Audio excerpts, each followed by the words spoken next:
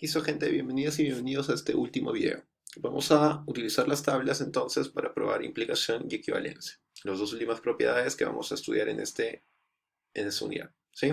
En este caso vamos a hablar de propiedades semánticas de pares de fórmulas. Como han visto en la unidad, al final del video anterior, la implicación y la equivalencia siempre hablan de relaciones entre dos fórmulas, ¿no? Entonces, primero consideremos estas fórmulas, phi y si. Y ordenémoslas en una tabla de verdad para ver si es que la primera, en este caso, phi, implica a sí. ¿Ya? El orden es importante en este caso, ¿sí? Porque hemos dicho que si una fórmula implica a otra, eso no significa que la otra la implique necesariamente a ella. Entonces tenemos que leer bien la pregunta y ordenar las fórmulas de esta manera. Primero, vemos cuáles son las variables oracionales que están en juego. PQ. Entonces colocamos dos columnas para cada una para cada una de las variables oracionales y 2 al cuadrado hace 4, así que tenemos 4 filas, ¿no? 4 estados posibles del mundo. A continuación ponemos la fórmula que queremos analizar si implica la otra, ¿ya? Entonces, si la pregunta es si phi implica psi, entonces ponemos a phi primero, que es p, y luego ponemos a psi, que es p disyunción q. Si la pregunta fuera si psi implica a phi, tendría que ser al revés, ¿no? Que es algo que vamos a probar luego, además, ¿ya? Ahora, entonces, ponemos los valores en rojo o resultados en rojo los valores principales de cada fórmula. Como esta es una fórmula atómica, entonces simplemente son los valores que se colocan debajo de ella copiando los valores del átomo. Y en este caso tenemos una disyunción entre estas dos fórmulas atómicas y más bien vamos a ver que está el operador principal, debajo del operador principal están los valores de esa fórmula, ¿no? Vemos que sale entonces esa distribución de valores. Busquemos si hay un caso en el cual alguna fila en la cual phi sea verdadera y psi sea falsa. Aquí, verdadero, verdadero, no. Verdadero, verdadero, no. Falso, verdadero, no. Falso, falso, no. No existe una fila, un estado posible del mundo que haga a phi verdadero y a psi falso. Por lo tanto, se puede decir que esta fórmula sí implica a esta otra fórmula, ¿no? Entonces, voy a resaltar eso, voy a, digamos, poner eso en negrita para que quede claro. Y en cambio vamos a ver que si nos preguntamos por la relación inversa, la relación no se va a sostener, ¿ya? Entonces, si nos preguntamos si implica phi, colocamos al revés. Primero colocamos a psi y luego a phi.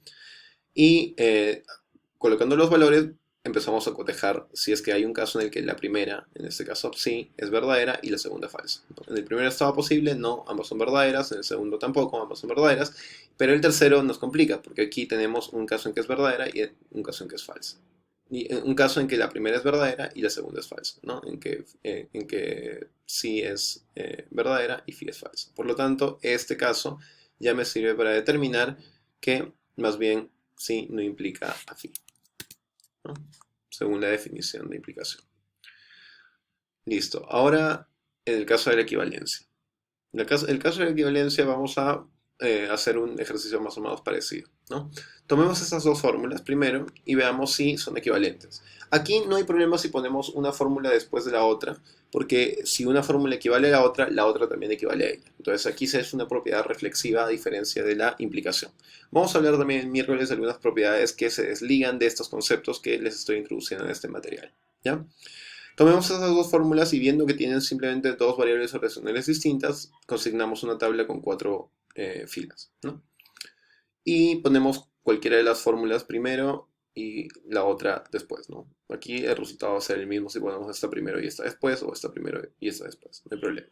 Consignamos los valores principales debajo de sus operadores principales y lo que vamos a cotejar aquí es si es que hay alguna fila en la que tengan ambas fórmulas valores distintos, ¿no? Si es que hay un caso, por lo menos, en que tienen valores distintos, entonces no serán equivalentes. En cambio, si tienen los valores iguales en todos los casos, serán equivalentes. Veamos, verdadero, verdadero, valores iguales. Falso, falso, valores iguales. Verdadero, verdadero, valores iguales. Verdadero, verdadero, valores iguales. Por lo tanto, si todos sus valores son iguales, entonces phi y psi son equivalentes.